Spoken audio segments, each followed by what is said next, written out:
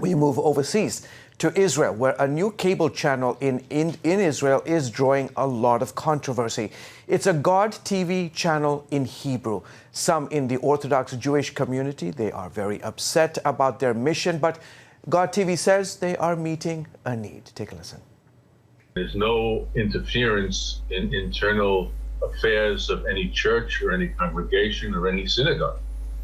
However, the message that we got very strongly from God TV was that this broadcasting license that they recently gained was specifically to missionize, to share Jesus with the Jews of Israel.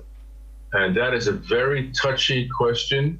It's a platform for local Messianic Jews, for Christian Arabs, and a few international Christian media outlets to be able to share with believers here in Israel, as well as the whole country, who we are as believers in Yeshua. The content is, it's roughly 70% in Hebrew, 70% from local Israelis. Our Middle East Bureau Chief Chris Mitchell joins us now from Israel with more. Chris, what are some of the historical reasons some Jews are objecting to this channel? Well, George, this is very significant because this channel, first of all, is in Hebrew. All the other channels right now here broadcasting in Israel are Christian channels like Middle East Television, also Daystar broadcasts here. I think from a Jewish point of view, they look back at 2,000 years of Jewish Christian history. They look back at the Inquisition, forced conversions, the Crusades, and they really feel this pressure of actually the gospel going in Hebrew very much. And that's a lot of the objections, as well as the objections as possible violating Israeli law by proselytizing minors. Shelano says they're not doing that, so that's a big part of the debate right now. Explain to me why some of the reasons why the people at the channel feel they should be able to broadcast.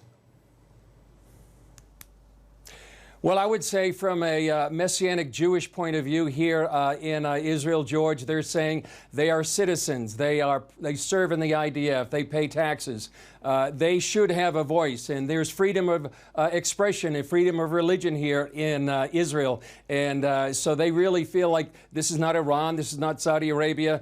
So they should be able to have a voice. And that's something that they really feel is important for them to have this expression.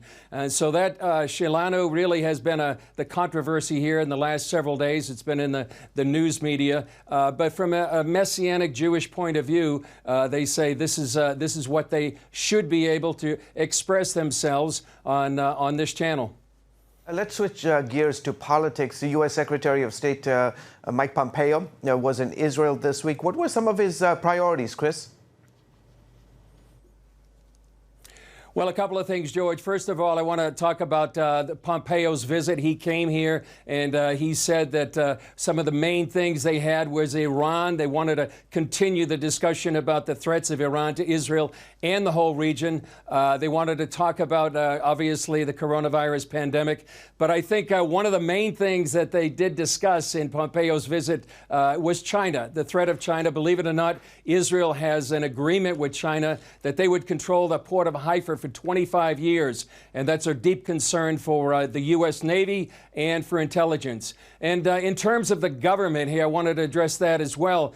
They were supposed to have a swearing in yesterday for the government. It's been postponed to Sunday, and the reason for that is there was a sort of a minor revolt within the Likud party against Israeli Prime Minister Benjamin Netanyahu, and he doesn't have enough ministerial seats to satisfy all the Likud members. So they had a revolt, and now they're delaying it, trying to satisfy each and every one of these Likud ministers. So they delayed it till Sunday. They really have a deadline by next Wednesday. If they don't have a government by next Wednesday, automatically they're going to a fourth election. Just one more step in this saga of the Israeli politics being in disarray for more than a year now. Incredible. Chris Mitchell, thank you so much. Appreciate you coming on the show this Friday. By the way, you can watch Jerusalem Dateline, which Chris hosts tonight at 9:30 Eastern, right here on the CBN News.